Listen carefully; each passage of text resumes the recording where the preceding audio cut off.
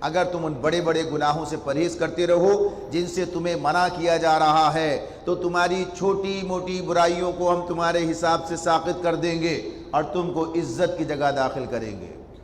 اللہ تعالیٰ فرماتے ان تجتنبوا کبائر، کبیرہ اور صغیرہ، یہ گناہوں کو اس طرح تقسیم کر کے بتایا گیا، اور یہ بات بتائی ہے کہ جو بڑے گناہ ہیں جنہیں بڑے گناہ قرار دیا نبی کرم صلی اللہ علیہ وسلم نے، قرآن میں ان کے بارے میں بات آتی ہے، بنیادی طور پر انسان کو ان سے بچنا، اور چھوٹے موٹے معاملات کے لیے اللہ تعالیٰ کہتے ہیں کہ اللہ وہ ویسے ہی معاف کر دیتا ہے، حلیم ہے، بردبار ہے۔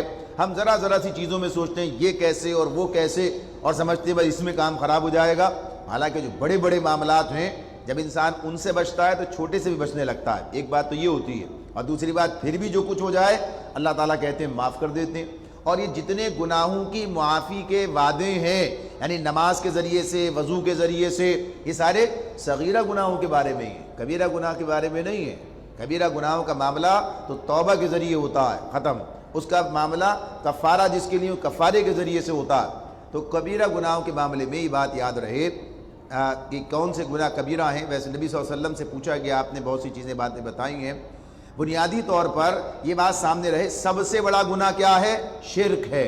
ان الشرک لظلم عظیم، شرک کے شائبے سے بھی بچنا، شرک جو ہے، اور شرک اللہ کی ذات میں، صفات میں، اختیار میں، اس کے حقوق میں کسی بھی اعتبار سے شرک نہیں ہونا چاہیے۔ تو شرک کو اچھی طرح سمجھنا چاہیے کہ شرک سے ہمیں بچنا ہے، شرک نہیں آنا چاہیے زندگی میں۔ یہ بات بار بار سامنے آئے گی، اسی سورہ نساء میں 2 مرتبہ اللہ تعالیٰ یہ بات ہمارے سامنے رکھتے ہیں، آج ہمارے سامنے آئے گی یہ بات۔ اللہ تعالیٰ کہتے ہیں ان اللہ لا یغفر ان یشرک بہ ویغفر ما دون ذلک لمن یشاء۔ اللہ تعالیٰ فرما دیتے ہیں کہ بے شک اللہ کا فیصلہ کیا ہے؟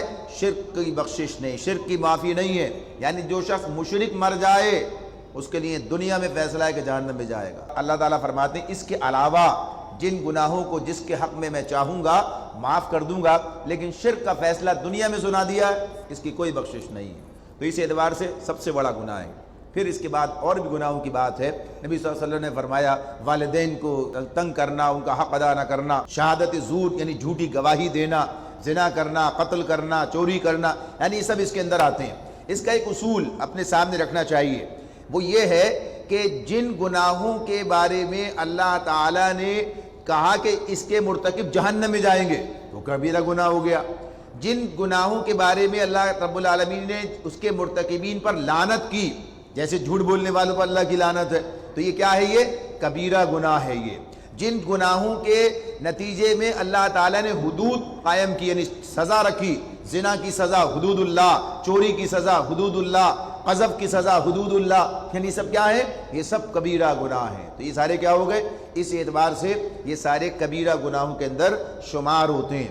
اور یہ بھی بات علماء کہتے ہیں کہ اگر صغیرہ گناہوں کو بھی انسان جرت کے ساتھ، تواتر کے ساتھ، اور ان کو گویا غیر اہم جانتے ہوئے انجام دیتا رہے، یہ بھی کبیرہ بن جاتا۔